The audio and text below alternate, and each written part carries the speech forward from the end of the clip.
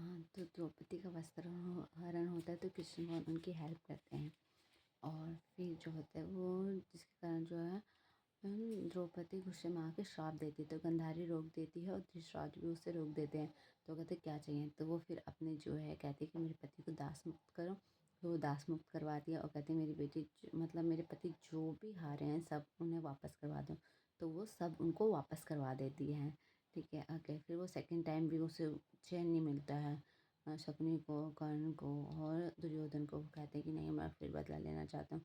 तो वो दोबारा जो है उसे पासा खेलने के लिए बुलाते हैं और इसमें रखे जाते हैं 12 साल का वनवास और 1 साल का अज्ञातवास। और इस टाइम जो होते हैं युधिष्ठिर जी का जो है फर्स्ट बारी होती है और जिसके कारण जो होते हैं और दुर्योधन का इसमें भी जो है युधिष्ठिर जी हार जाते हैं और जो है दुर्योधन जीत जाता है, जिसके कारण 12 साल का वनवास और 1 साल का अज्ञातवास जो है उनका होता है। 12 साल का वनवास करते हैं, 1 साल का अज्ञातवास जो है वो मत्स्य देश में करते हैं, जहाँ पे जो कि मत्स्य देश में करते हैं।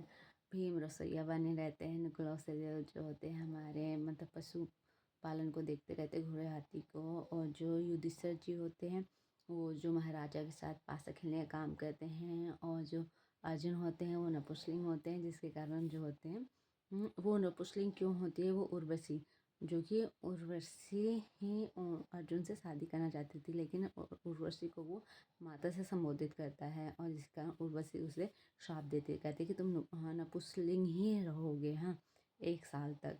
तो जिसके कारण वो जो 1 साल तक नपुंसकलिंग होता है और इसके कारण जो है वो उत्तरा को डांस सिखाते हैं। नपुंसकलिंग का तो श्राप मिलता ही है उन्हें, इसलिए। और जो हमारी जो द्रौपदी जी होती हैं वो महारानी की कंघी उंगी करती है, उनकी जो सेविका बनी रहती है। और वहाँ पे जो है मतलब उसका भाई आता है, मस्सा देश के जो राजा होते हैं उनके साला आते हैं, जिनका नाम जो होता है हमारे जो कीचक।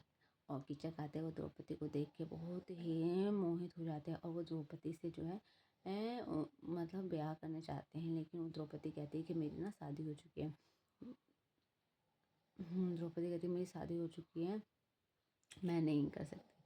तो उसके साथ वो मिसबिहेव करता है कीचक और जिसके कारण जो होते हैं वो भी भरी सभा में वो मांगती है मतलब कि माफ़ ऑफ कर दो, मतलब मुझे बचाओ बचाओ, लेकिन कोई हेल्प नहीं करता। और जिस कारण दुर्योधन जाता है और नहीं भीम जो है कीचक का वध कर देता है और ये बात जो है पूरे राज्य में पता चल जाती है।